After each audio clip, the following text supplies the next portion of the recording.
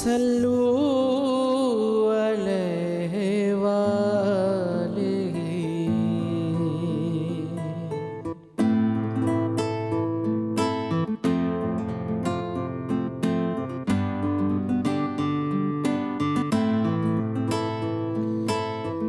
तू कुजा मन कुजा, तू कुजा मन कुजा, तू कुजा मन कुजा, तू कुजा मन कुजा। तू अमीरे हरम मैं फ़कीरे अजम, तू अमीरे हरम मैं फ़कीरे अजम। तेरे गुन और ये लब मैं तलब ही तलब, तेरे गुन और ये लब मैं तलब ही तलब। तू अता ही अता, तू कुजा मन कुजा, तू कुजा मन कुजा, तू कुजा मन कुजा, तू कुजा मन कुजा। इल्हाम है जामा तेरा,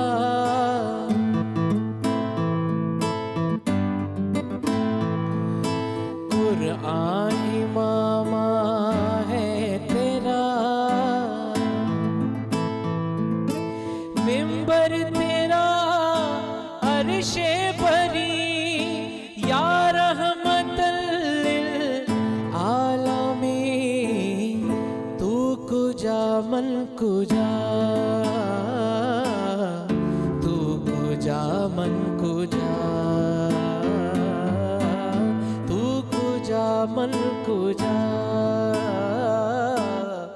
तू कुजा मन कुजा।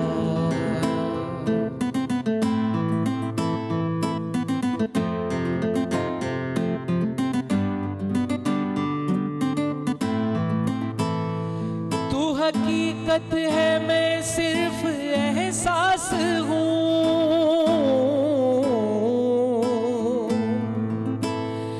तू समंदर में भटकी हुई प्यास हूँ।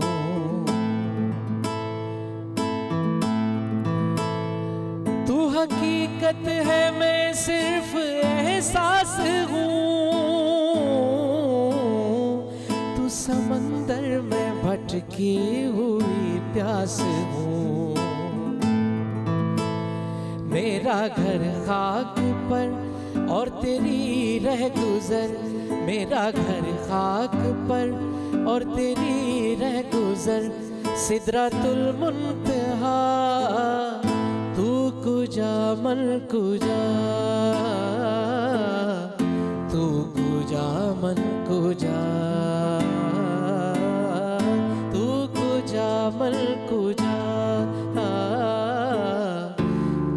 तू कुजा मन कुजा। माशाअल्लाह, सुभानअल्लाह। शुक्रिया बॉबी। अस्सलाम वालेकुम दोस्तों, मैं फ़हीम अब्बास आप सब देखने वालों को खुश आमदीद कहता हूँ। उम्मीद करता हूँ कि आप सब खैरियत से हैं और आज के दिन का एक खूबसूरत सा आगाज़ कर चुके हैं। आज का दिन, आज 28 मार्च है, 10 रजब है और बुध का दिन। रजब के हवाले से आज हम अपने प्रोग्राम में बात करेंगे। रजब का महीना मुस्लिम कैलेंडर में वैसे तो जितने भी महीने हैं उनकी अपनी अहमियत है, मगर हर महीने की अलग अलग एक अपनी कदर मंजिलत भी है। तो ये 3 महीने ख़ास तौर पे हमें इनका ज़िक्र मिलता है, जिसमें रजब है, शाबान है, रमज़ान है और उसके बाद डेफ़िनेटली मुहर्रम का महीना, वो भी एक बहुत ज़्यादा अहमियत वाला महीना है। रजब के हवाले से जो किसी हदीस में जो एक हवाला था वो ये था कि रजब के बारे में अल्लाह ताला कहते हैं कि फरमान नबी है सल्लल्लाहु अलैहि वसल्लम में कि अल्लाह ताला कहते हैं कि रजब का महीना मेरे लिए शाबान जो है, नो सॉरी, ऐसा ही है, यस, रजब अल्लाह का है, शाबान मेरा और रमज़ान मेरी उम्मत का महीना है। ये एक इस हवाले से एक बड़ा सॉलिड रेफरेंस मिलता है हमें। ये महीना इस महीने में और जो इससे आगे वाला एक महीना है, इन 2 महीनों में रमज़ान की प्रैक्टिस की जाती है और उसके अलावा क्या क्या अहमियत है इस महीने की, ये आज हम अपने मेहमानों से जानेंगे। मैं अपने मेहमानों का तारुफ़ कराऊंगा। सबसे पहले मैं तारुफ़ कराऊंगा, हमारे साथ मौजूद है अल्लामा सईद रज़ा साहब। हम आपको खुश आमदीद कहते हैं। अस्सलाम वालेकुम। वालेकुम अस्सलाम। कैसे हैं आप? अल्लाह का शुक्र, आप सुनाइए। बिल्कुल ठीक ठाक। और जनाब हमारे जो दूसरे मेहमान ये भी इस्लामिक स्कॉलर हैं, अतहर मियाँ अख्तरुल क़ादरी साहब। हम आपको भी खुश आमदीद कहते हैं। आप कैसे हैं अल्लामा साहब? अल्हम्दुलिल्लाह, आप खैरियत से? ठीक है, बिल्कुल ठीक ठाक, बिल्कुल ठीक ठाक। सर, रजब के मानी मेरा ख्याल है ताज़ीम के है ना, इसके मानी के असल में 4 महीने मुहर्रम है के हैं, हुर्मत वाले 4 महीने। अच्छा, हुर्मत वाले 4 महीने मुहर्रम कहते हैं हुर्मत वाले महीने को। तो परवरदिगार ने 4 महीने हुर्मत वाले रखे, जिसके अंदर वैसे तो सारे महीने परवरदिगार के ही हमने इताअत करनी है, लेकिन इन 4 महीनों में मखसूसी कर दी है। मतलब सब्सिडी देता है परवरदिगार के, हर सवाब है, हर नेकी का ज़्यादा सवाब है। इस रोज़े रखें, रोज़े सिर्फ रमज़ान, पहले 3-3 महीने के रोज़े होते थे, रजब के भी, शाबान के भी, रमज़ान के भी, और रोज़े खुशियों में रखे जाते हैं। तो ये खुशियों का महीना है बेसिकली।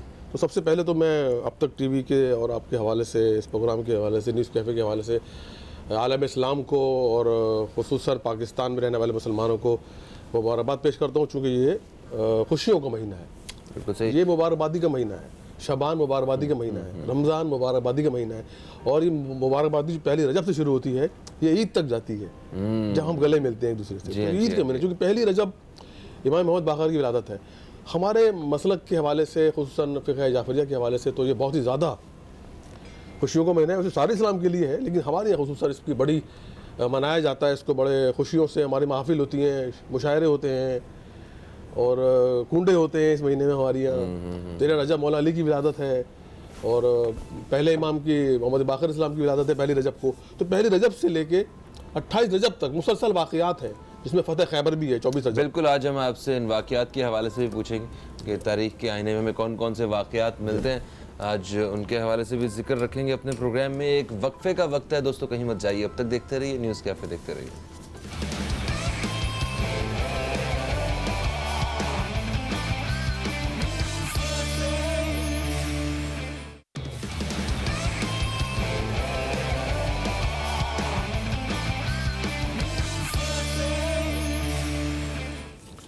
एक वक्फे के बाद आप सब देखने वालों को फिर से खुश आमदीद कहते हैं न्यूज़ कैफ़े में। और आज रजब के महीने के हवाले से अपने प्रोग्राम में हम बातचीत का सिलसिला जारी रखेंगे। और आज के प्रोग्राम में हमारे साथ ताउन किया है कोक ने, और इनका पैगाम ये है कि क्योंकि गर्मियाँ मुल्क भर में शुरू हो गई हैं, तो कोका कोला से बेहतर हमारे पास कोई और ऑप्शन नहीं हो सकता। जनाब, यह है इनका पैगाम। हमारे साथ अल्लामा सईद रज़ा साहब मौजूद हैं आज, और हमारे साथ अल्लामा अतहर मियाँ अख्तरुल क़ादरी साहब मौजूद हैं। अतहर साहब, आप बताइए इस महीने के हवाले से आप क्या कहेंगे? बिस्मिल्लाहिर्रहमानिर्रहीम। फ़हीम भाई, सबसे पहले शुक्रगुज़ार हूँ आपकी टीम का कि जो इस मौजू के लिए मुझको बुलाया, मुंतखब किया गया। और रजब दर हकीकत अगर हम इस तरह समझें, बाज़ उलमा ने फरमाया कि रजब बीज बोने का महीना है, शाबान आबियारी का महीना है, और रमज़ान अपनी फसल काटने का महीना है। यानी आप रजब में इबादत और रियासत करना शुरू कर दें, ये प्रैक्टिस शुरू हो जाएगी। फिर शाबान का महीना जो कि इस्तिग़फ़ार और तौबा का महीना है, और फिर उसके बाद रमज़ान का महीना है। आपने जो हदीस बयान की, अल्लाह के महबूब सल्लल्लाहु अलैहि वसल्लम इरशाद फरमाते हैं कि रजब अल्लाह का महीना है, शाबान मेरा महीना, यानी नबी करीम सल्लल्लाहु अलैहि वसल्लम का महीना है कि इसमें सबसे ज़्यादा दुरूद व सलाम पढ़ा जाता है। और रमज़ान मेरी उम्मत का महीना है, क्योंकि मेरी उम्मत रमज़ान में इबादत करके मग़फ़िरत हासिल कर लेती है। फिर अब रजब के सिर्फ लफ्ज़ पे देखा जाए ना, रा जीम बा, ये 3 हर्फ है। तो रा से मुराद रहमत खुदाबंदी अज़्ज़ व जल, और जीम से मुराद जूदो सखावत अल्लाह की, और बे से मुराद बिर यानी भलाई। तो गोया इस महीने के अंदर अल्लाह तबारक व तआला रहमत भी नाजिल फरमाता है, अपनी जूदो सखा को भी फरमाता है, और अल्लाह तबारक व तआला लोगों के साथ भलाई फरमा देता है।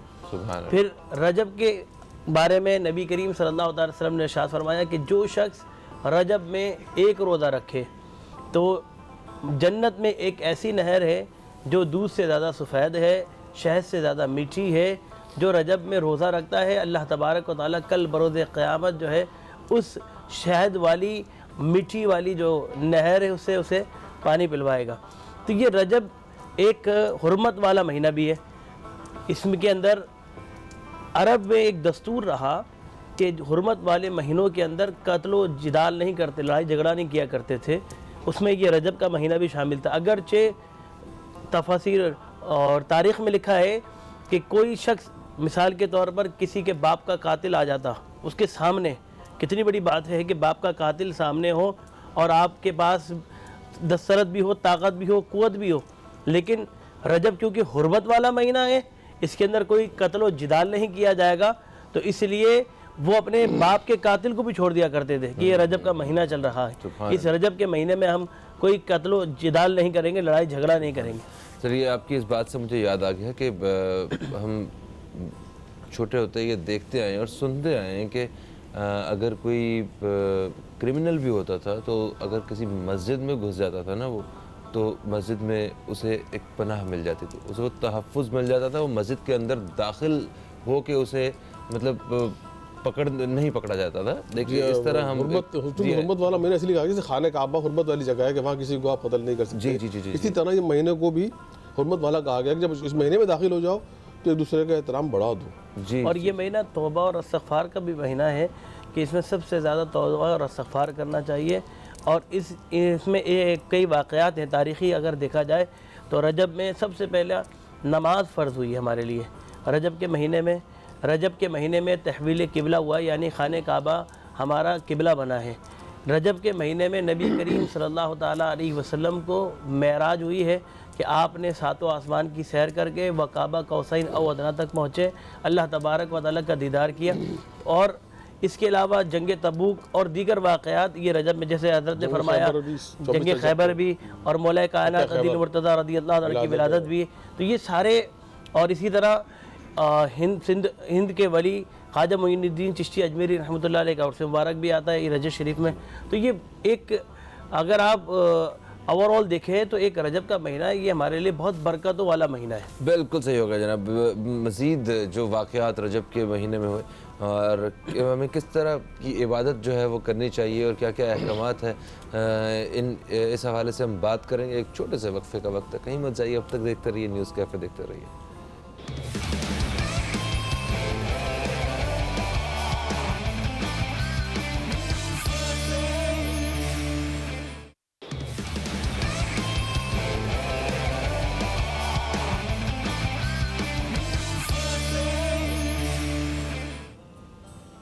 एक वक्फे के बाद आप सब देखने वालों को फिर से खुशामदीद कहता हूँ न्यूज़ कैफ़े में। मैं हूँ आपका दोस्त फ़हीम अब्बास और हमारे साथ आज अल्लामा सईद रज़ा साहब और अल्लामा अतहर मियाँ अख्तरुल क़ादरी साहब मौजूद हैं। अच्छा अल्लामा साहब, तब इस महीने में जैसे कि बताया कि जंग भी हुई, तो उसके बारे में बताइएगा। जंग खैबर, फ़तह खैबर इसमें बड़ी हमारी मशहूर है। और देखें, मैंने आपसे बताना चाह रहा हूँ कि इस महीने का हर दिन और हर वाक़या ऐसा है कि अगर हम उस पर पूरा महीना प्रोग्राम करें ना तो हम उसको पूरा नहीं कर सकते। फ़र्ज़ करें जैसे मेराज के ही वाक़े ले लें आप, जो 26 रजब को हुई है।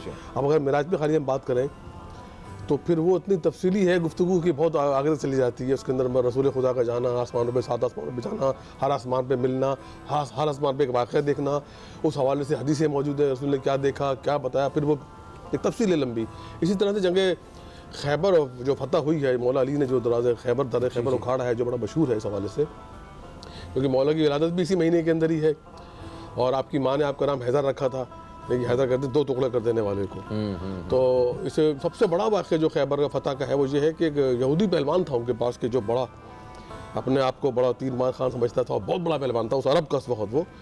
तो वो जहाँ वो जिस तरफ वो होता था पढ़ने में, उस पढ़ना भारी होता था। ये कहते थे कि जिस तरफ ये होगा वो पढ़ना भारी है।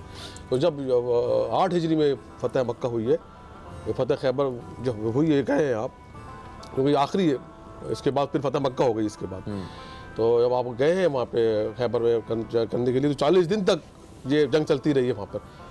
40वें दिन जो है फिर ये हज़रत अली गए हैं वहाँ पे।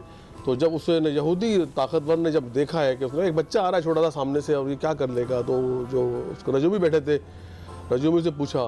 तो जब हज़रत अली गए, आपके हाथ में अलम था जो आपने पत्थर में गाड़ा, जो उसमें शेर भी मौजूद है कि बोलो बोलो दरे खैबर को उखाड़ा किसने, पत्थर पे अलम दीन का गाड़ा किस तरह। ये सब फतेह खैबर के हवाले से सारी बातें हैं, क्योंकि हमें रिमाइंड कराना पड़ता है बार बार बच्चों की तरह इन बातों को।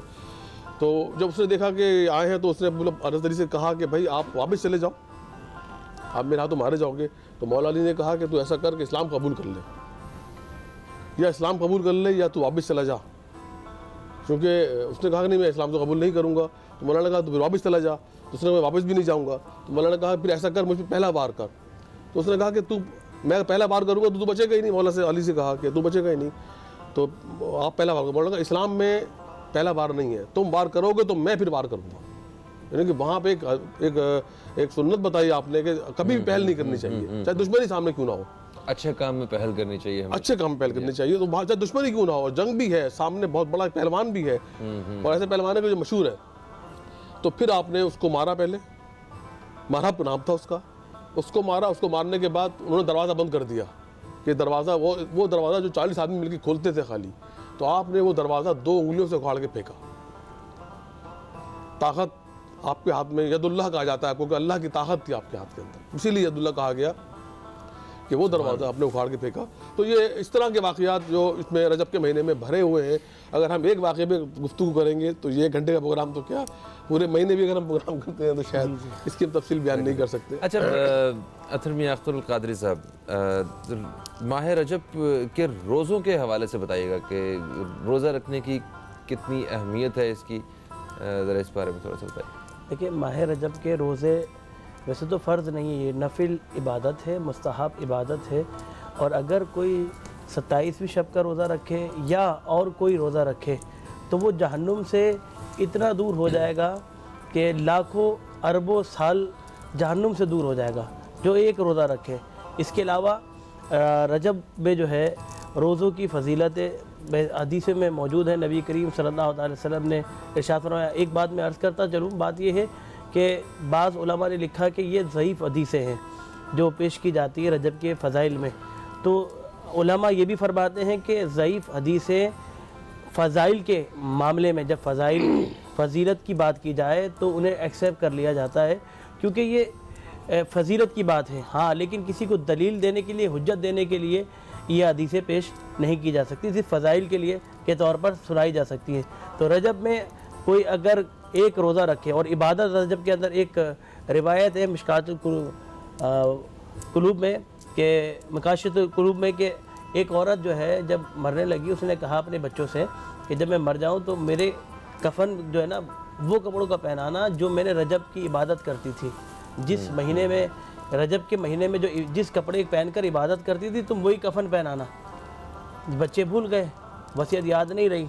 तो बच्चे जब कब्रिस्तान दफना कर आए तो देखते हैं वो कफन जो माँ को पहनाया था वो वही मौजूद है घर के अंदर।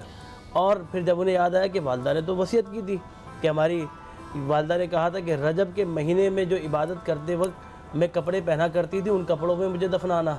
जब उन्होंने वो कपड़े देखने के लिए अलमारी खोली तो पता लगा कि वो कपड़े गायब हो गए।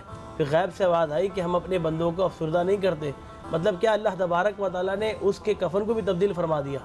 तो जो रजब की इबादत करता है, अल्लाह तबारक व तआला उसे पसंद फरमा रहा होता है। तो ये रोज़े, ये भी इबादत है, नमाज़ें, ये भी इबादत है। तो ये चीज़ें आपको इसलिए बताई जाती है रजब की, फिर शाबान की, फिर क्योंकि आने वाला महीना तो इससे सबसे ज़्यादा अफजल है कि सारे महीनों में सबसे ज़्यादा अफजल रमज़ान मुबारक है। उसकी फजीलत हर साथ, हर घड़ी, हर लम्हा इबादत में गुजर जाती है। तो ये आपको सिखाया जा रहा है, प्रैक्टिस कराई जा रही है कि अभी शाबान, रजब आएगा, रजब में आप रोज़े रखने की प्रैक्टिस करें, फिर शाबान आएगा, शाबान में भी रोज़े रखने की प्रैक्टिस करें, और फिर रमज़ान आ जाएगा।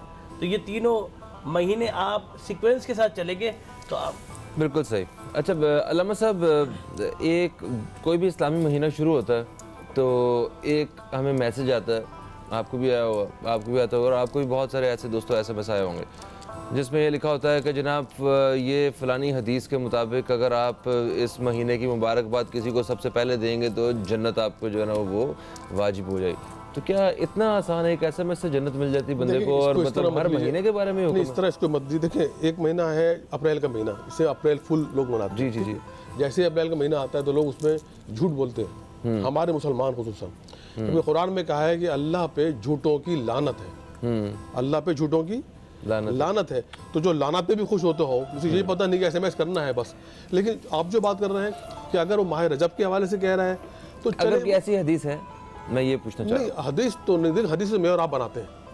हदीस तो आप कहते हैं आप भी हदीस बनाते हैं। हदीस बनाना है, कोई इंसान बनाते हैं हदीस। कुरान तो अल्लाह ने बनाया है ना, उसके अलावा सब हदीस इंसान बनाते हैं। हूँ। हदीस तो वो है ना जो रसूल पाक सल्लल्लाहु अलैहि वसल्लम सर ने वो कहा। मैं भाई कह रहा हूँ ना, इंसान ही बनाते हैं ना। रसूल का नाम लेके आपने बना दी, रसूल ने ये कहा। अब कुरान तो है नहीं कि आप साबित करें लाओ, तो कोई भी आदमी कह सकता है। लेकिन अच्छा, नहीं ऐसी कोई ऑथेंटिक चीज़ नहीं देखा है। ये मैं जाता है, ये पूछना हमारे ही चाह इमाम का कौल ये है कि अगर कोई भी हदीस कोई हमारे हवाले से कहे तो उसको कुरान से मिला लो। अगर वो कुरान से मिल रही है तो समझ लेना सही है, और कुरान से टकरा रही है तो समझ लेना ज़ईफ़ है, गलत है, इसको छोड़ देना। लेकिन मैं आपकी बात ये कहना चाह रहा हूँ कि अगर कोई ये कह रहा है कि रजब का हवाले से, अगर रजब के महीने के लिए कह रहा है, शबान के महीने के लिए कह रहा है, तो ठीक है, मुबारकबाद के लिए कह रहा है ना, अच्छी बात है, ले लो। इसमें फिर पढ़ो ही नहीं कि वो गलत वो कह रहा है। बात क्या आपकी कह रहा है। बिल्कुल सही है, मगर आप देखें बात कितनी बड़ी है कि आप अच्छा हर महीने के बारे में तकरीबन हर दूसरे तीसरे महीने जन्नत तो में फकीर ही बताया बेचता है ना। अगर आप 10 रुपये मांगे, जब फकीर आपसे कहता है फ़हीम भाई 10 रुपये दे दे, अल्लाह तुझे जन्नत देगा। देखो ना, जन्नत तो सब बांट रहे हैं यहाँ पे। लेकिन तो वो एक दुआ है, वो एक दुआ है उसमें। नहीं, आप बताएं सर, आप नहीं, बताएं, नहीं, मैं बात satisfied नहीं यहाँ पे हुआ गलत हो जवाब रही से। है। असल में हदीस नबी करीम सल्लल्लाहु अलैहि वसल्लम के कौल, अफ़आल और नबी करीम सल्लल्लाहु ताला अलैहि वसल्लम के सामने पेश हुए वाक़यात पर नबी ने जो फरमाया या खामोश रहे, ये हदीस कहलाती है। ठीक है। सही है। अब जो ये जो SMS चल रहे होते हैं आजकल, हमारे पास भी आते हैं, आपके पास, सबके पास ही आ रहे हैं। फिर फेसबुक और दीगर जो है सोशल मीडिया है, उस पर भी ये बातें बड़ी मशहूर की जाती है। अभी रमज़ान आने वाला है और 15 मई से पहले पहले अगर किसी ने रमज़ान की मुबारकबाद दे दी तो उस पर जन्नत वाजिब हो गई। जी। तो उलमा ने फरमाया ये नाजायज़ और हराम है। हदीस मुबारक नबी करीम सल्लल्लाहु ताला अलैहि वसल्लम ने इरशाद फरमाया, अगर कोई शख्स मेरे मुतालिक झूठ बोले, मतलब मेरे साथ कोई बात मंसूब करे, अगरचे मैंने नहीं कही, तो वो जहन्नुम में अपना ठिकाना देख ले। जी। तो अगर आपको जहन्नुम में ठिकाना चाहिए तो आप इस तरह के फॉरवर्ड मैसेजेस को और आगे बढ़ाते रहेंगे। बिल्कुल और सही। अगर आप चाहते हैं कि अल्लाह और उसके रसूल की खुशनुदी हासिल हो, तो आप इस किस्म के मैसेजेस को और इस किस्म के सोशल मीडिया पे आने वाले इसमें मैसेजेस देखिए, सही को कह रहे हैं। फॉरवर्ड ना करें बल्कि उनको डिलीट कर दें। इसमें ऐसा है, एक मिनट मानना चाहूँगा, सर, इसमें सर, देखिए प्लीज, बात, प्लीज। इसमें ऐसा है कि ये जो कह रहे हैं ना, अगर हम अगर कोई भी शख्स अगर ये कहता है कि रसूल ने कहा या नबी ने कहा तो वो फंसता है। नहीं, ये देखिए अगर जब आपने ये हदीस नहीं का कहा- लफ्ज आ गया तो उसका आप- मतलब यही आ नहीं गया नहीं ना देखिए, पीछे। एक सेकंड, अगर वो अगर लिखा ये भी होता है कह वहाँ रहा पे है, बाकायदा। अगर वो ये भी नाम ले रहा है तो फंसता है, फिर यकीनन नहीं, फंसता नहीं, है। नाम ले रहा है, अगर वहाँ वहाँ पे फिर लिखा फंसेगा, फिर वो फंसेगा। नहीं, मैसेज में बाकायदा उनके लिखा नाम होता है से कि तो हदीस मैसेज में। में बिल्कुल लिखा होता तो है। फिर एक ब्रेक की तरफ बढ़ना रोज़ा है, बातिल हो जाता है, वाजिब रोज़ा बातिल हो मगर जाता है। ब्रेक से पहले मैं एक चीज़ मैं ज़रूर बताना चाहूँगा कि जब भी कोई इस्लामी मैसेज पैगाम आप दूसरे मुसलमान भाई तक आप शेयर करते हैं उसे, ठीक है, आपको अच्छी बात पता चले, आप दूसरे के साथ शेयर करें। सुबह सुबह अच्छे अच्छे कोट्स भी होते हैं जो आप शेयर करते हैं। सिर्फ एक चीज़ देख लिया करें, क्या उसके नीचे हवाला या कोई रेफरेंस लिखा हुआ है? बेशक सही बात भी है, आप बगैर रेफरेंस के उसे आगे फॉरवर्ड मत फ़हीम भाई, मैं आपकी बात को और बढ़ा देता हूँ। हदीस में हुज़ूर ने फरमाया झूठे के लिए इतनी बात काफ़ी है कि वो सुनी सुनाई बात को आगे बढ़ा देता है। देखें जरा, बस ये। सिंपल सारी बातों की एक बात। खैर, पहले एक तहकीक वक्फे की करना। तरफ हम लोग बढ़ रहे हैं, वक्फे से वापस आते हैं तो मजीद बात करते हैं अपने मेहमानों से। कहीं मत जाइए, अब तक देखते रहिए न्यूज़ कैफे, देखते रहिए।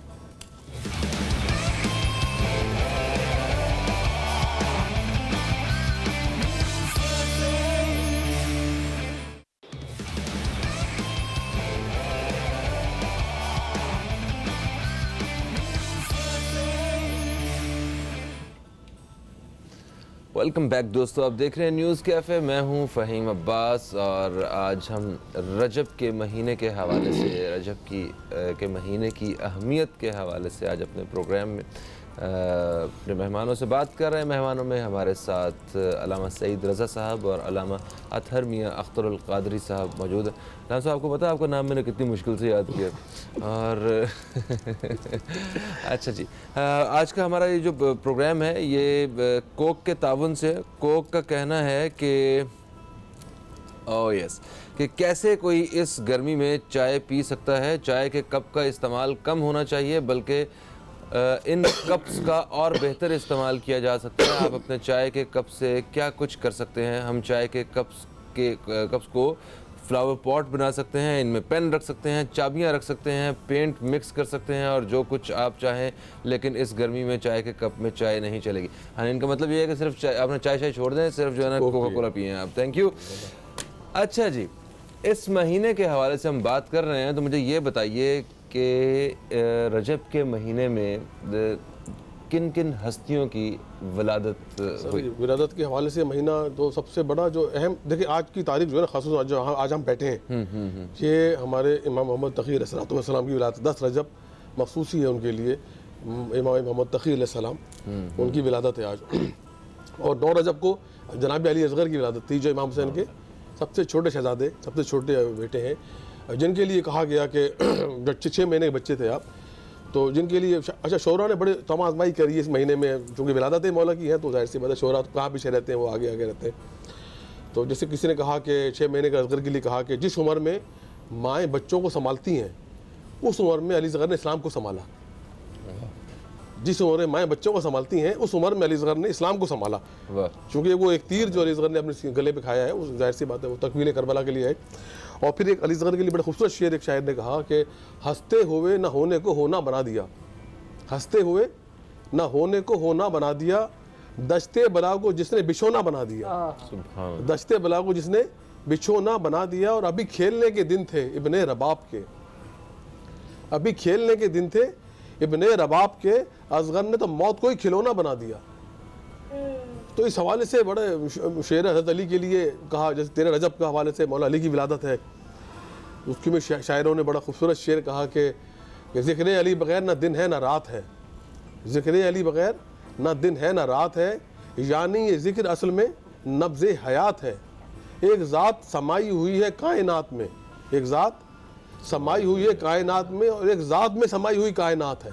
वाह वाह वाह वाह, बिल्कुल सही।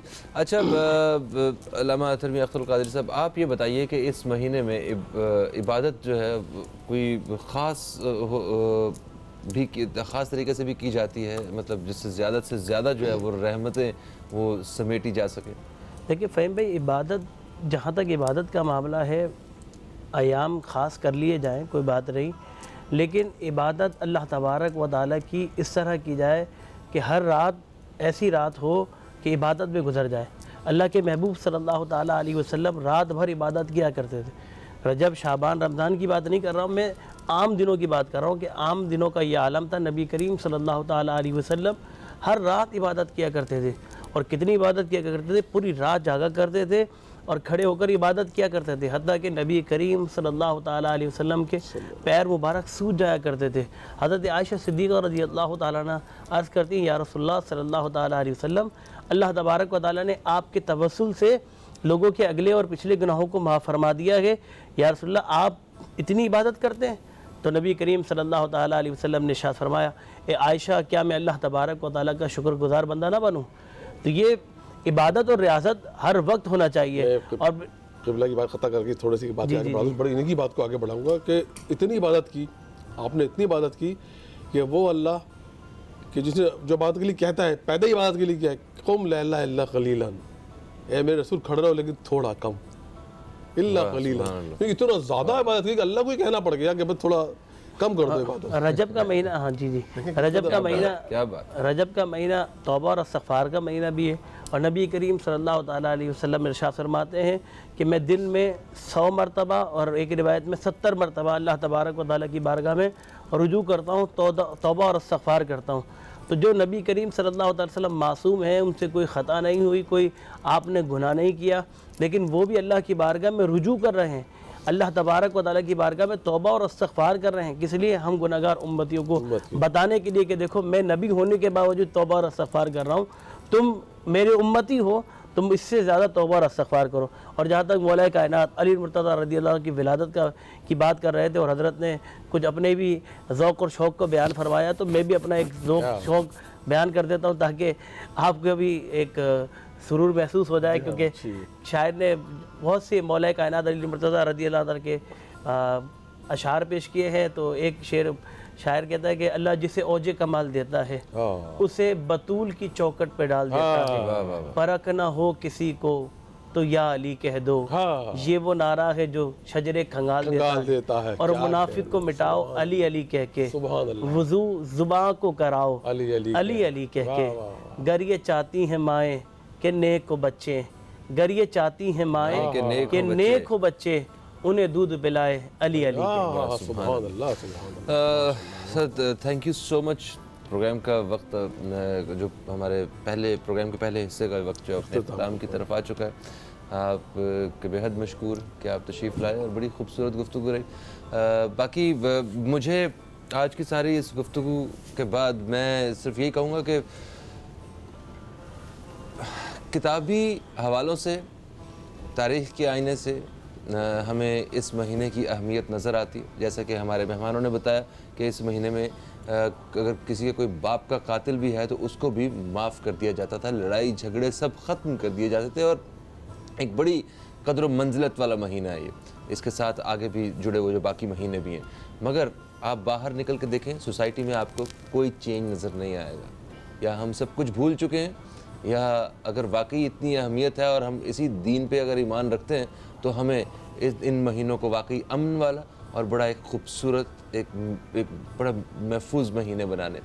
एक वक्फे की तरफ बढ़ रहे हैं, वक्फे के बाद आप वापस आएंगे तो एक अलग मौजू पे बात करेंगे। कहीं मत जाइए, अब तक देखते रहिए न्यूज़ कैफ़े, देखते रहिए।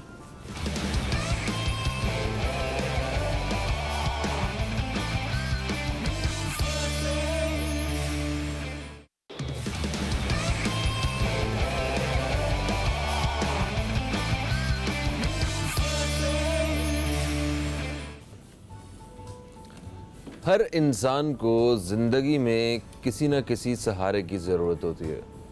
इंसान खुशी या गम के मौके पे किसी न किसी को सहारा बनाता है।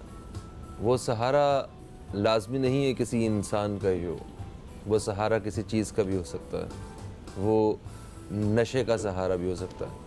हमने बहुत सारे लोगों को तन्हाई में नशा करते हुए देखा है।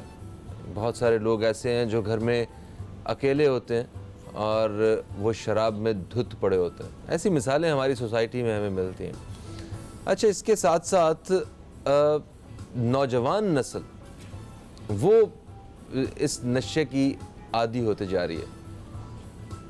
नौजवान किसी भी कौम के, किसी भी मुल्क के रीढ़ की हड्डी की तरह होते हैं और किसी कौम को अगर बर्बाद करना हो तो उसकी रीढ़ की हड्डी उसको तोड़ दिया जाए या उसे कमज़ोर कर दिया जाए तो वो कौम बर्बाद हो जाती है। तो हमारे यहाँ जो एक रेशो मैं पढ़ रहा था वो मेरे लिए बड़ी तकलीफ़ देती। 2016 में इस्लामाबाद में 2016 में एक सर्वे हुआ जिसमें इस्लामाबाद के जितने भी स्कूल्स और कॉलेजेस यूनिवर्सिटीज़ हैं उसके 53% जो स्टूडेंट्स हैं वो नशे के आदी हैं। लाहौर में किए जाने वाले एक सर्वे के मुताबिक 10 स्कूल्स और 2 यूनिवर्सिटीज़ में होने वाले सर्वे के मुताबिक 57% स्टूडेंट्स वो नशे के आदी हैं। एक रिपोर्ट के मुताबिक पूरे पाकिस्तान में 1 करोड़ से ज़्यादा लोग नशा करते हैं और हर साल इसमें 40,000 लोगों का इजाफा हो जाता है। नशा इतना आम क्यों है, इसके क्या क्या नुकसानात हैं और नशा इंसान क्यों करता है, आज इस हवाले से हम अपने प्रोग्राम में बात करेंगे। हमारे साथ जो मेहमान मौजूद हैं ये एंटी नारकोटिक्स के एक्टिविस्ट हैं और इसके साथ साथ मंशियात के ख़िलाफ़ काम करते हुए इन्हें 27 साल हो गए। ये वाहिद सिविलियन है जिन्हें सऊदी गवर्नमेंट ने तारीफ़ी सनद दी और उसके अलावा पाकिस्तान में नशे के ख़ात्मे के लिए काम करने वाले बेशुमार जितने भी इदारे हैं उनमें से बहुत सारी असनाद जो हैं ये अपने नाम कर चुके हैं और ये एक ऐसी NGO चला रहे हैं जो नशे के ख़िलाफ़ स्टूडेंट्स को आगही दे रहे हैं। हमारे साथ मौजूद हैं खुरम जमाल सैयद साहब, हम आपको खुश आमदीद कहते हैं। अस्सलाम वालेकुम। कैसे हैं आप? ठीक ठाक? अल्हम्दुलिल्लाह अल्हम्दुलिल्लाह। ये एक बहुत एक बड़ा मौजू है। सबसे पहले आपका शुक्रिया कि आप तशरीफ़ लाए और इस मौजू पे आज हमें बात करने का मौका मिला है। ये बताइए कि आप तो कई सालों से काम कर रहे हैं इस एक आगाही के लिए, ये बताइए कि इंसान नशा करता क्यों है? सबसे पहले तो अब तक का शुक्रिया कि उसने ये मौका दिया कि लोगों तक हम अपनी आवाज़ पहुंचा सकें और लोगों को आगाही दे सकें। नशे की बहुत सारी वजूहात हैं, लेकिन इसमें सबसे पहली वजह है थ्रिल के तौर पे लोग करके देखें क्या होगा और फिर वो ट्रैप हो जाता है। पहली वजह। अच्छा, और इसमें इससे ये सब ये वो थ्रिल वाली बात आपने सही की है, मगर ये दोस्तों के बीच में होता है। जी बिल्कुल, ये ना जी बिल्कुल। ये पहला स्टेप है दोस्तों के साथ। कोई एक दोस्त पी रहा होता है या कोई दोस्त कर रहा होता है तो आप कहते हैं क्या यार करके देख लेते हैं, हम कौन सा कोई लग जाएंगे इस पे, है ना? ये इसी तरह ये चेन है। हाँ, ये अच्छा। होता जाता है, फिर वो एक से दूसरा तीसरा, और फिर ये उसकी वजह सबसे बड़ी फहीम साहब ये है कि हमारे यहाँ आगाही नहीं है। इसमें सबसे बड़ा जो किरदार है वो वालिदैन का है। हमारे जो इस दौर में जो ये आप जो अभी बात कर रहे थे कि नौजवान नस्ल इसमें शामिल हो रही है, उसकी सबसे बड़ी वजह है वालिदैन की बेतवज्जही। वो तवज्जो नहीं देते, उनको वो टाइम नहीं दे पाते जो जिसकी उन्हें शदीद ज़रूरत है। इस शहर में बेटी पालना आसान है, बेटा पालना बहुत मुश्किल है, इसलिए कि आप उसे घर में नहीं रख सकते। उसके लिए बाप का उनके सर पे होना बहुत ज़रूरी है, उनसे शेयर करना ज़रूरी है, उनको ये देखना ज़रूरी है कि वो कहाँ जा रहे हैं, उनके दोस्त कौन हैं, और वो दोस्त उन दोस्तों से जब तक आप नहीं मिलेंगे आपको नहीं पता चलेगा कि मेरा बेटा कहाँ उठ रहा है, बैठ रहा है, हाँ, किस माहौल में जा रहा है, किस माहौल में जा रहा है। तो इसमें सबसे बड़ा जो आंसर है वो ये है कि बेतवज्जही वालिदैन, जो नौजवान नस्ल इसमें शामिल हो रही है। उसके बाद जो दूसरा इशू है वो ये है कि हमारे यहाँ तालीमी निज़ाम जो जब से कमर्शलाइज हुआ है, पहले हमारे जो टीचर्स थे वो हमें बहुत सारी चीज़ें बताते। आज मैं आपके पास यहाँ बैठा हुआ हूँ, मैं अपने असातिज़ा की वजह से बैठा हूँ। हमें उस्ताद बताता था कि बाप की इज़्ज़त क्या करनी है, पड़ोसी की इज़्ज़त क्या करनी है, बहन भाइयों से कैसे प्यार करना है, किसी की मदद कैसे करनी है। आपको याद होगा, आप शायद आपने ये पढ़ी हो कि वो बुलबुल था, कोई उदास बैठा कहता था रात सर पे आई। वो नज़म जो थी वो हेल्प करने के लिए थी। इसी तरह आज उस्ताद से उसका इस्तेकाक छीन लिया गया, तो उस्ताद जो है वो सिर्फ सिलेबस पढ़ा रहा है, उसके अलावा वो नहीं कर रहा। अच्छा, पता है वो जो एक टीचर्स का जो असातिज़ा का जो एहतराम होता था, जो उनकी इज़्ज़त होती थी, उसमें भी कमी आ चुकी है। सिर्फ असातिज़ा ही नहीं, मुझे याद है कि मोहल्ले के अगर कोई बड़े भी होते थे, कोई मतलब अगर बुज़ुर्ग भी हैं, अगर वो कहीं खड़े हैं तो कोई अगर चुपके से अगर कोई सिगरेट पीता भी था ना, सबको पता होता, उनको देख के वो सिगरेट छुपा कि इनके सामने मैं नहीं पी सकता, है ना, फेंक देना। एक वो एहतराम रहता था। आज ये चीज़ें हमें नहीं मिलती हैं, बड़ी कम हो गई हैं। तालीम आपके कमर्शलाइज हो गई है। अब तालीम देखें, अगर कमर्शलाइज भी ना हो तो फिर तालीम कहाँ से है? आप सरकारी स्कूलों से क्या हासिल करेंगे आप, और कहाँ? मैं फ़हीम भाई आपको बताऊं कि मैं आज यहाँ बैठा हूँ ना, मैं पीले स्कूल का पढ़ा हूँ, आई एम प्राउड टू से। ठीक, आज भी पाकिस्तान में वो लोग जिन्होंने पाकिस्तान का नाम रोशन किया, वो सारे पीले स्कूल के पढ़े, कॉन्वेंट का पढ़ा हुआ, मुझे एक नाम बता दीजिए। बड़ी माजरत के साथ कि आज के पीले स्कूल उस लेवल के नहीं रहे हैं। मैं खुद टाट, मुझे फ़ख्र है कि मैं टाट में पढ़ा हुआ हूँ। फ़हीम, क्यों हुआ? देखिए, यही तो मैं सवाल आपसे पूछ रहा हूँ कि ये एक कमर्शलाइज किया गया, एक साजिश के तहत किया गया। अभी आपने एक बात की थी कि किसी कौम की बैकबोन आपकी तालीम है। आपकी तालीम को जब कमर्शलाइज कर दिया गया तो हर चीज़ कमर्शलाइज हो गई है। और उस कमर्शलाइजेशन ने ये शख्साना है कि वो आपके हर चीज़ लाकानूनियत है। आपके नशा क्यों है? लाकानूनियत की वजह से। अगर कानून बना हुआ है, अगर उसको इम्प्लीमेंट करते हैं तो नशा मिलेगा नहीं। हाँ, एक्चुअली जो मुझे आज के मौजू में जो मुझे था, मैंने अगले प्रोग्राम के अगले हिस्से में इस बारे में बात भी करनी थी कि यहाँ इतनी आसानी से नशा दस्तयाब क्यों है। देखिए, उसकी सबसे बड़ी वजह यह है कि हमें देखना ये पड़ेगा कि नारकोटिक्स कंट्रोल करने के जो इदारे हैं ना, उनका क्या किरदार है। ओके, ठीक, देख ANF हम सबसे सुप्रीम बॉडी है वो एंटी नार्कोटिक फोर्स है। जी हाँ। ठीक, पूरे पाकिस्तान में उसकी स्ट्रेंथ है 4000। पूरे पाकिस्तान में 22 करोड़ की आबादी में 4000 है। 4000 लोग। जी, टोटल 4000 है। सिंध में जो ऑन फील्ड हैं वो तकरीबन 200 सवा 200 लोग हैं, पूरे सिंध को कंट्रोल कर रहे हैं। उनका काम है ज़रूर, लेकिन वो उनका जो टारगेट होता है वो होता है बड़े केसेस का। जहाँ तक आपकी बड़े केसेस को बड़े कौन से होते हैं? स्मगलिंग जो होते हैं उसको रोकते हैं। बड़े मतलब जो जिसे मेजर केसेस कहते हैं, ठीक है। उसमें जो बल्क क्वांटिटी जो है वो उनका ज़्यादा फोकस वहाँ होता है। लेकिन ऐसा नहीं है। अब मगर माजरत के साथ वो बल्क जो है वो भी ये जो शहरियों के पास जो मुयसर होता है, जितनी भी तादाद में ये नशा करने वालों तक जो चीज़ पहुंचती है, ये वो बल्क में ही कहीं ना कहीं से आती है और इन लोगों तक नहीं, ऐसा नहीं है। अच्छा, इस बारे में तफसील से बताइएगा। एक ब्रेक का वक्त है, एक ब्रेक की तरफ बढ़ रहे हैं, वापस आते हैं तो ये ज़रा इस सिस्टम के ऊपर बात करते हैं कि ये कैसे इतना इजीली जो है वो दस्तयाब हो जाता है नशा।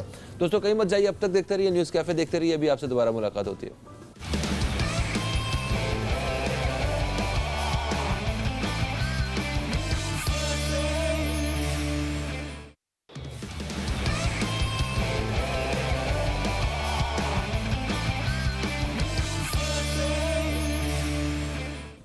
वेलकम बैक दोस्तों, आप देख रहे हैं न्यूज़ कैफ़े, मैं हूं फ़हीम अब्बास।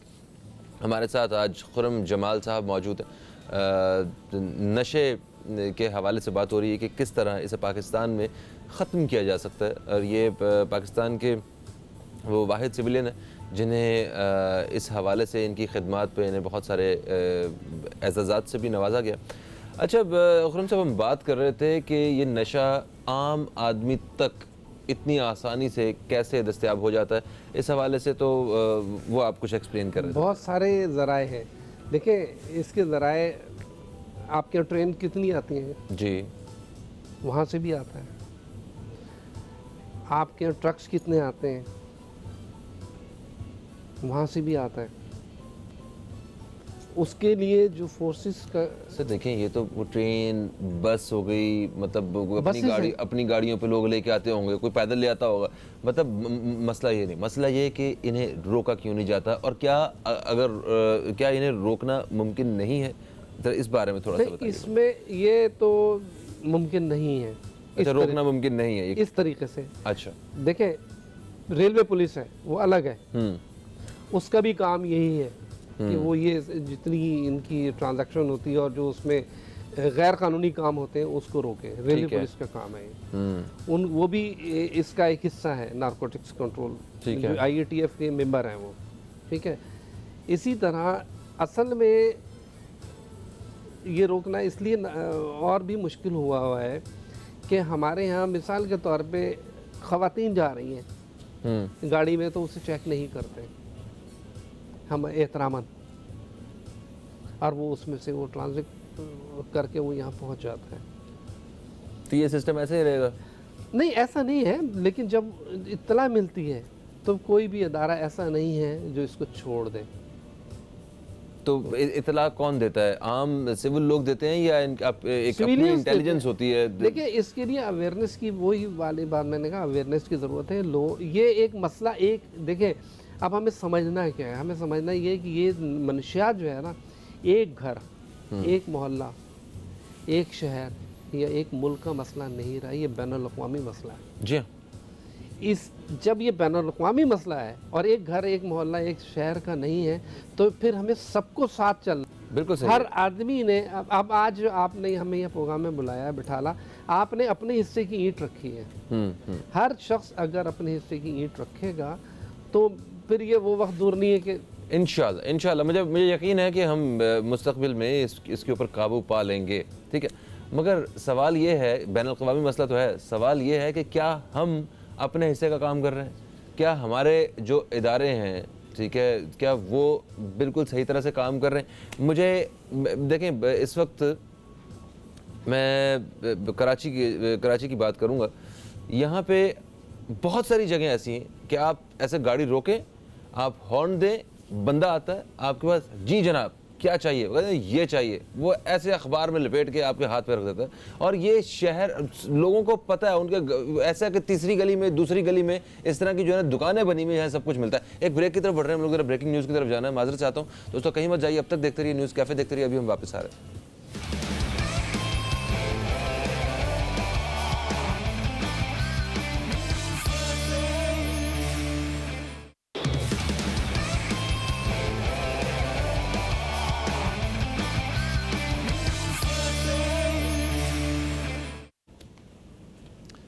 एक वक्फे के बाद आप सब दोस्तों को फिर से खुशामदीद कहता हूँ न्यूज़ कैफ़े में। और आज खुर्रम जमाल साहब हमारे साथ मौजूद हैं।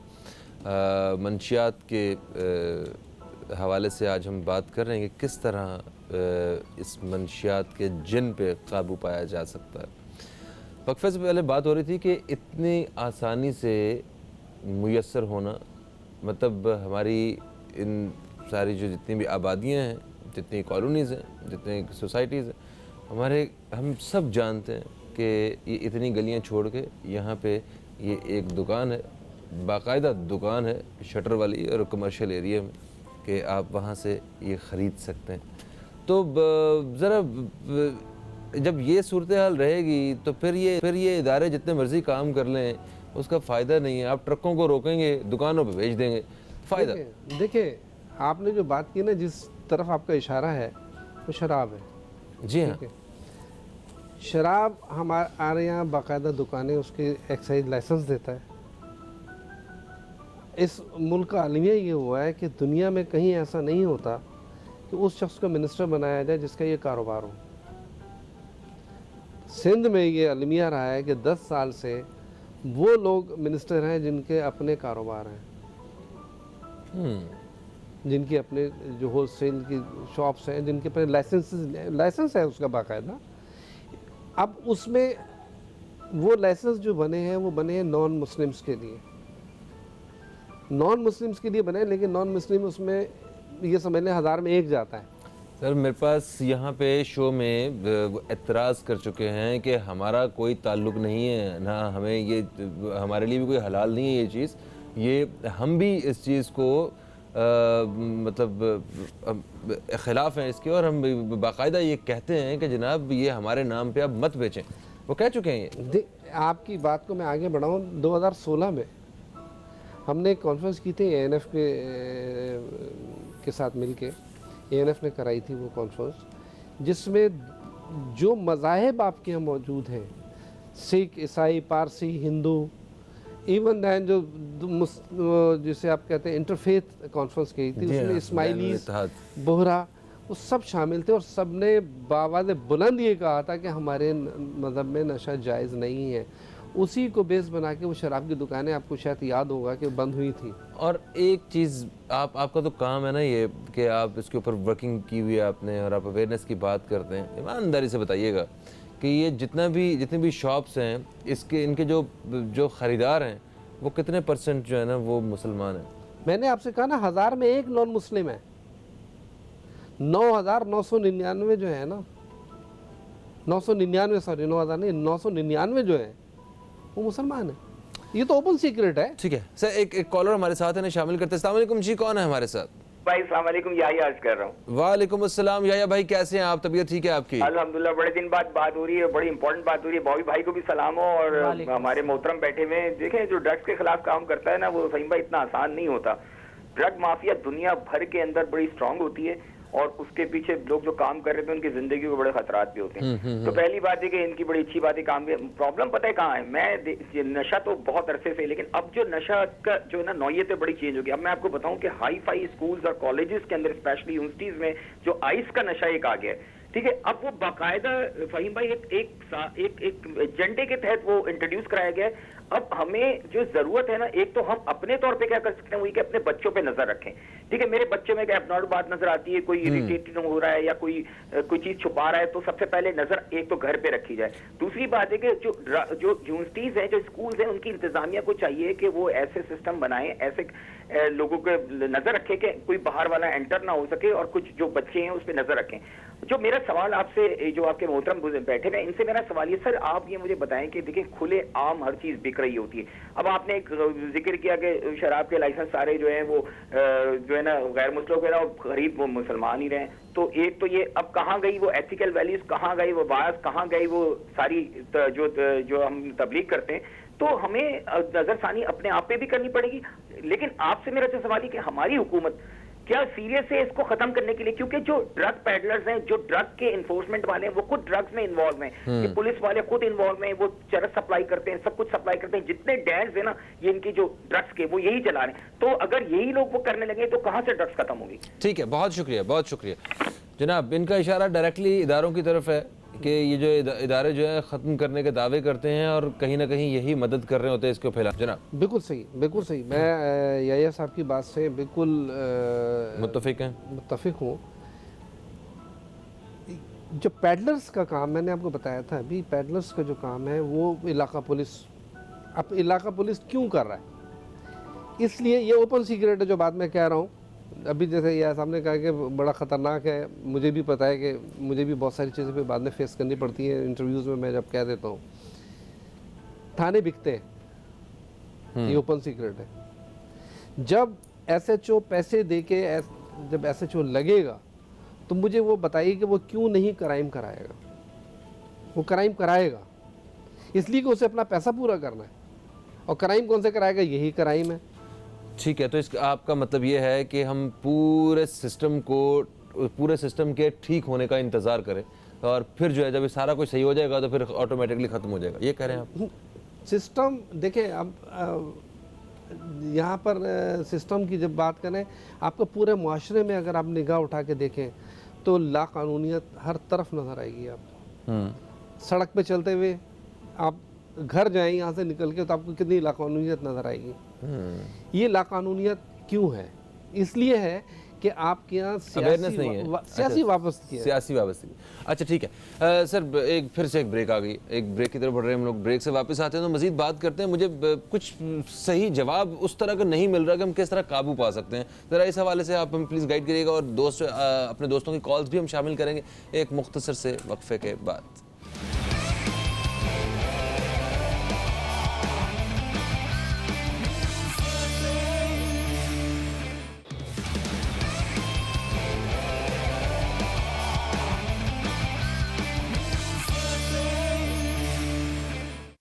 वेलकम बैक दोस्तों, आप देख रहे हैं न्यूज़ कैफ़े, मैं हूं फ़हीम अब्बास।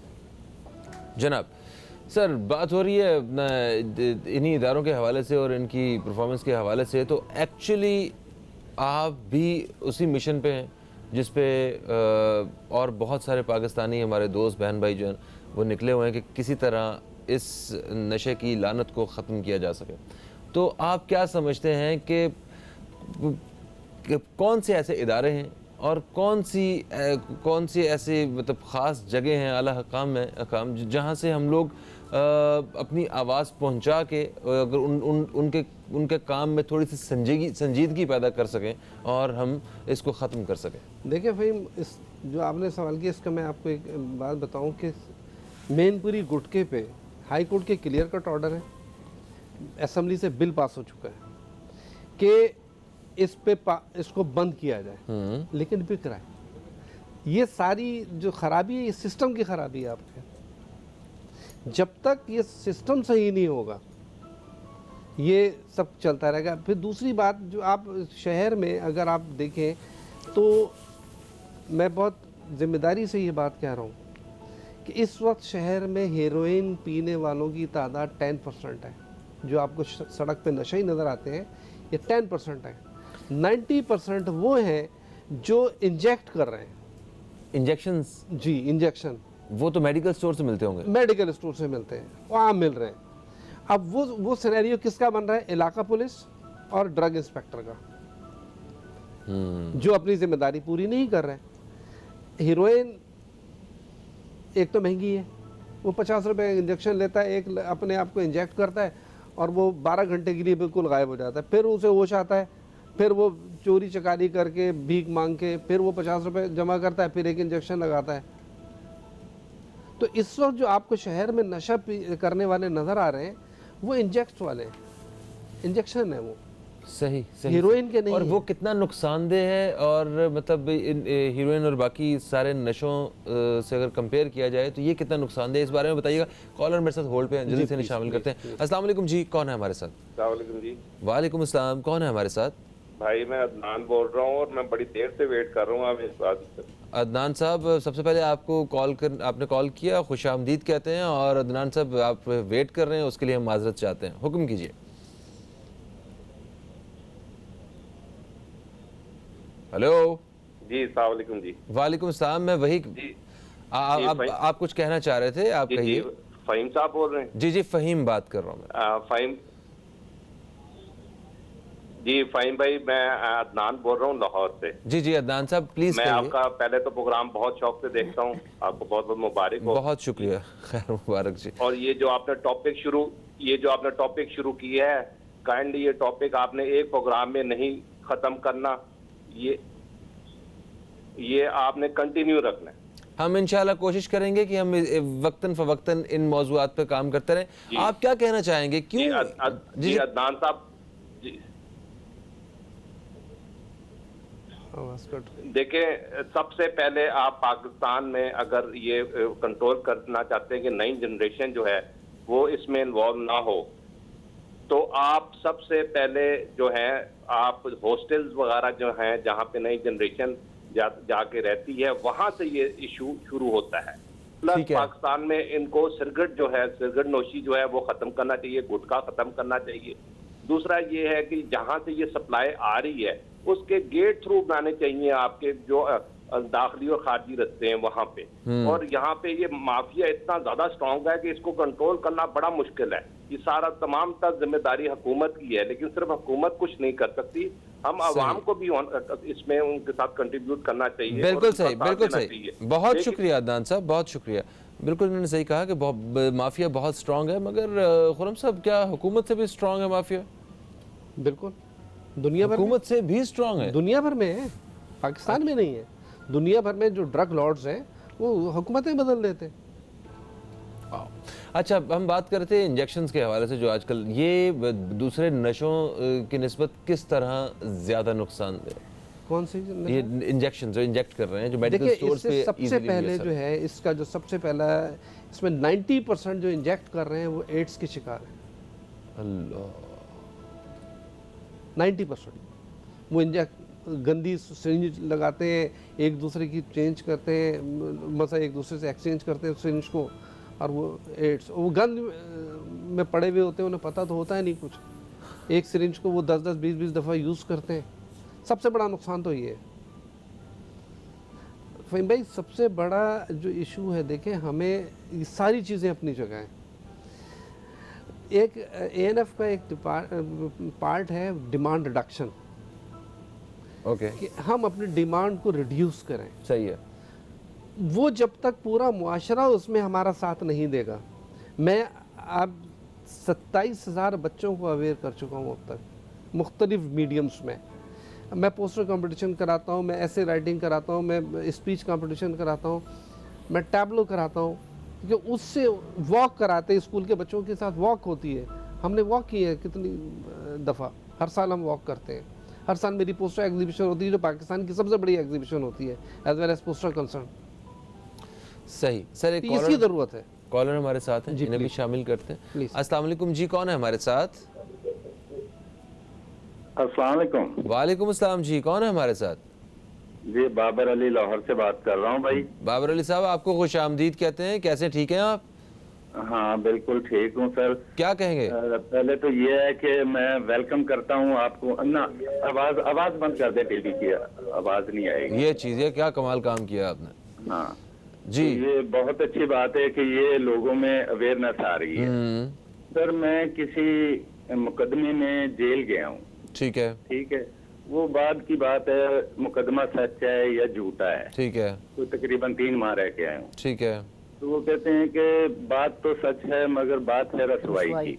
मगर बताइए हम बाहर कैसे कंट्रोल करेंगे जबकि जेल में आला अफसरान ने या पुलिस ने ही मंशियात को कंट्रोल करना, और बाहर से ज्यादा जेल के अंदर ये चीज अवेलेबल है। ये चीजें चर्च पाउडर, ये चीजें बाहर से ज्यादा, और मुझे वहीं से लत लगी है। पहले मैं कोई नशा नहीं करता था, अच्छा, जेल से मुझे लत लगी है। और यकीन मानिएगा सर कि जितना पेवर और यानी अच्छी नस्ल कह लें आप, और मैं चूंकि आदी हूँ, तो मैं कहूँगा कि जो चीज़ जेल में मिल रही है वो बाहर नहीं है जितनी ओरिजिनल है। तो इस बारे में हम क्या कहेंगे कि तो ये आप, आया अच्छा कि मुझे एक हमारी बात है, गवर्नमेंट, हुकूमत- ठीक है, हम उस पर बात करते हैं बिल्कुल। आप सिर्फ ये बताइए कि आप नशे के आदी हैं, तो क्या आपने इससे निकलने की कोशिश की है, या आप सोचते हैं कि आप इससे निकलना चाहते हैं? सर बिल्कुल मैं सोचता हूँ, और निकलना भी चाहता है बंदा, ठीक है, निकलने की कोशिश भी की है। लेकिन जैसे ये साहब आपके साथ में जो बैठे हैं, इसी तरह जिस्म पे कंट्रोल हो जाता है लेकिन दिल पे कंट्रोल नहीं होता, या फिर गैदरिंग इस तरह की मिलती है, या तो बंदा इस सोसाइटी से दूर चले या जहाँ पे ना मिले, मिल हर जगह पे रहा है। ठीक है, बहुत शुक्रिया, बहुत शुक्रिया बाबू साहब। अच्छा सर, वक्त हमारे पास कम है, सिर्फ ये बताइए कि वो मतलब जो लोग नशे के आदी हैं, उन्हें किस तरह से निकलना चाहिए, और अवाम को इसके लिए अपना क्या किरदार अदा करना है? जो इदारों की, हुकूमतों की, जो बड़े बड़े जो आला सतह के जो इदारे हैं, वो तो अपना काम जो कर रहे हैं वो तो सब सामने, अवाम ने भी बता दिया, आपने भी बता दिया, हमें भी बताइए, अवाम को खुद क्या करना है ये बताइए। देखिए, इसमें सबसे पहले हमें, जैसे मैंने शुरू में कहा था कि हमें नई नस्ल को अवेयर करना पड़ेगा। जब तक कि आप डिमांड रिडक्शन पे नहीं आएंगे ना, डिमांड कम होगी तो ऑटोमेटिकली ये कम होगा। और हमें अपने आप को इन चीज़ों, अगर आप हाथ से नहीं रोक सकते, हदीस है, तो आप ज़बान से रोके, ज़बान से नहीं कहें, दिल से कहें। हमारे यहाँ ये नहीं हो रहा। ठीक है, रिहैबिलिटेशन सेंटर्स जो हैं वो किस हद तक यहाँ पे हैं? ये तो देखें, हमारे यहाँ जो जेल वगैरह का जो मेयार है वो तो पता चल गया ना कि एक इंसान अगर किसी जुर्म की सज़ा उसे मिल रही है और वो सिर्फ उसके इस्लाह के लिए होता है कि वो उसने ये काम किया, उसके बाद उसकी इस्लाह हो गई और वो एक बिल्कुल क्लीन होकर बाहर आ गया और दोबारा वो वैसा इंसान नहीं रहा। ठीक है, हमारे यहाँ तो इंटायरली डिफरेंट है सारा सिनेरियो। आप ये बताएं कि रिहैबिलिटेशन सेंटर्स जो हैं ये किस हद तक सिक्योर हैं और किस हद तक ठीक है नशे के आदी लोगों को नशे से निकालने के लिए? ANF के जहाँ बहुत सारे काम है, उसमें एक हॉस्पिटल भी है। एक हॉस्पिटल है कराची में, ठीक है, एक सखर में, ठीक है, वो भी ऑपरेटिव है। उसमें बगैर किसी पैसे के, बगैर किसी चार्ज के वो वहाँ पे इलाज किया जाता है। और अब तक तकरीबन ये समझ लें कि 2004 से वो तकरीबन ऑपरेटिव है। ठीक है, और अब जो उन्होंने उसको एक्सटेंड किया है, उसमें औरतों और बच्चों का भी उन्होंने रखा। बच्चे बहुत इन्वॉल्व हैं इसमें। बिल्कुल सही। Thank you so much Khurram साहब। प्रोग्राम का वक्त अपने अख्ताम की तरफ आ चुका है। मैं सिर्फ आज की जो गुफ्तगू है उसके हासिल सिर्फ यही है कि जो पेरेंट्स हैं उन्हें ये देखना है कि उनके बच्चे जो है किस महफिल में बैठ रहे हैं, किन दोस्तों के साथ उठ बैठ रहे हैं, और एक पूरी नज़र रखनी है। अगर आपका बच्चा जो है वो गलत रास्ते पे निकल गया तो आपकी तरबियत, आपके सारा मकसद ज़िंदगी का वो बर्बाद हो गया। तो अपनी आने वाली नस्लों को बचाइए और उनके लिए सोच समझ के फ़ैसले कीजिए और थोड़ा सा वक्त उनके लिए निकालिए। अपना बहुत सारा ख्याल रखिए। आप दोस्तों से फिर इंशाल्लाह मुलाकात होगी। फ़हीम अब्बास, फुरकान बॉबी को दें इजाज़त। खुदा हाफिज़। पाकिस्तान जिंदाबाद।